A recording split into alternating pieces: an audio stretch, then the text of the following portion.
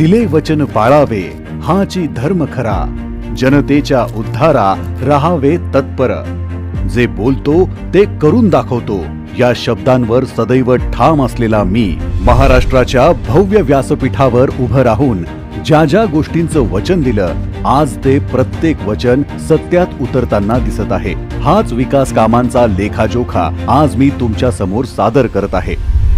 महिला सशक्तीकरण अभियानाअंतर्गत माझी लाडकी बहीण योजना, अन्नपूर्णा योजना, लखपती दीदी योजना, लेक लाडकी योजना, प्रधानमंत्री मुद्रा योजना, महिला समृद्धी कर्ज योजना, बळीराजा मोफत वीज योजनेअंतर्गत महिला शेतकऱ्यांना 0 वीज बिल प्रमाणपत्र, मुलींना संपूर्ण उच्च शिक्षण मोफत, एसटी प्रवासात महिलांना 50% सूट, शासकीय कागदपत्रांवर आईचे नाव, तसेच महाराष्ट्रातील महिला बचत गटांची निर्मिती या आणि यासारख्या महिलांच्या सर्वांगीण विकासाला चालना देणाऱ्या अनेक योजनांची यशस्वी अंमलबजावणी करून मी आपणा सर्वांना दिलेला शब्द खरा करून दाखवला आहे।